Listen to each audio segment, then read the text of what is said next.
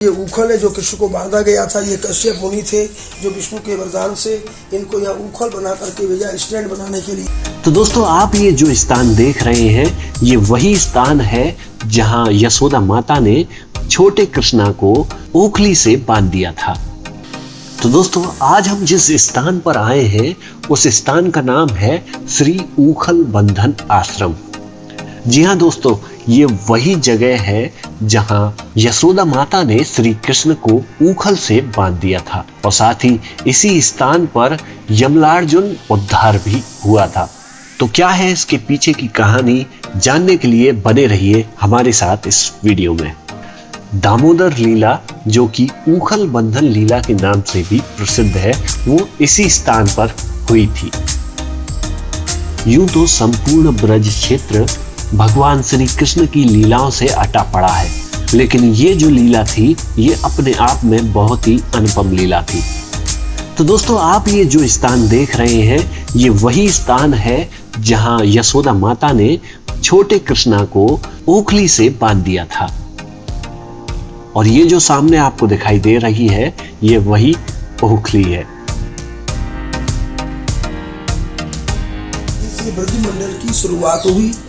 ये विश्व का गोकुल नाभि केंद्र है। यहाँ एक कृष्ण प्राणनाथ सूक्ष्म में वास करते हैं। यहाँ से ब्रज की स्थापना की विष्णु जी ने ब्रज नाम रखा। फिर यह नंद का घर ऐसा बनाया गया 7 किलोमीटर बड़ा, जिनकी 9 लाख गाय थी। और ये स्पेशल प्लेस है। जो लोग यहाँ स्पेशल आते हैं सबसे बच कर के उनको यहाँ भक्ति मिलती है, इसलिए ये स्मॉल सिंपल प्लेस है। और यहाँ पर ऐसा घर बनाने के बाद यहाँ पूतना बकासुर तड़ावत यहाँ आए मारने के लिए कृष्ण को। तब अंतिम लीला में कृष्ण को मैया ने बंधन किया तो 9 लाख गाय की रस्सी भी कम पड़ गई 2 इंची। एक दिन माता यशोदा जी ने घर पर सभी दासियों को दूसरे काम में लगा दिया और स्वयं कन्हैया को माखन खिलाने के लिए दही मथने लगी।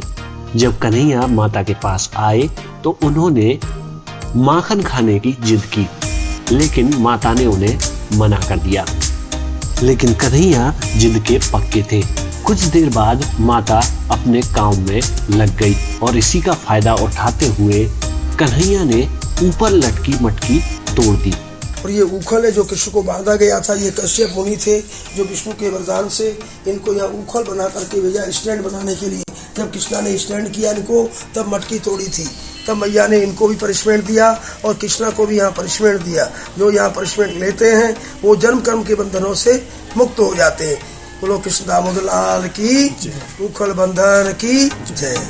मटकी फूटते ही सारा माखन नीचे फैल गया, जिसे कन्हैया खाने लगे। जब माता यशोदा को ये बात पता चली तो उन्हें बहुत क्रोध आया और वो छड़ी लेकर कन्हैया के पीछे दौड़ी।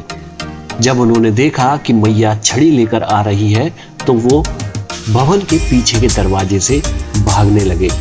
इस लीला का आनंद पूरे देवी देवता ले रहे थे। जब कन्हैया ने देखा कि मैया बहुत थक गई है तो वो एक जगह खड़े हो गए। इसी का फायदा उठाकर मैया ने उन्हें पकड़ लिया। कन्हैया का हाथ पकड़कर वे उन्हें डराने धमकाने लगी।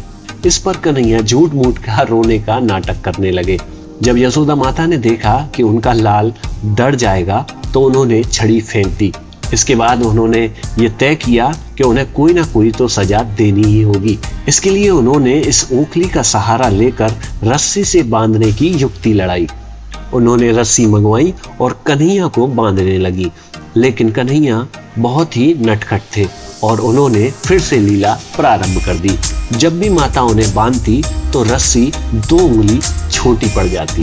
एक के बाद एक रस्सियों को जोड़ा गया, लेकिन फिर भी रस्सी 2 उंगली छोटी पड़ जाती। उखल से बंधने से दामोदर नाम पड़ा कृष्ण का, जो कार्तिक मास को दामोदर मास बोलते हैं। दामोदर मास में यहाँ आने से बंधन मुक्त हो जाते हैं और यहाँ आने से भक्ति मिलती है। कन्हैया को बांधकर माता यशोदा फिर से अपने काम में जुट गई और इसी का फायदा उठाकर नन्हे कन्हैया ने फिर से एक लीला शुरू कर दी।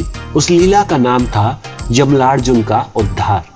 नंद भवन के बाहर यमलार्जुन के 2 वृक्ष खड़े हुए थे, जो कि नारद मुनि के श्राप से वृक्ष हो गए थे और उनका उद्धार कन्हैया को करना था। कन्हैया ऊखल खींचते हुए नंद भवन के बाहर आ गए। वहां उन्होंने ऊखल को दोनों वृक्षों के बीच में फंसाया और जोर से खींचा। बताया जाता है कि ये वृक्ष 3 किलोमीटर ऊंचे काफी विशाल वृक्ष थे।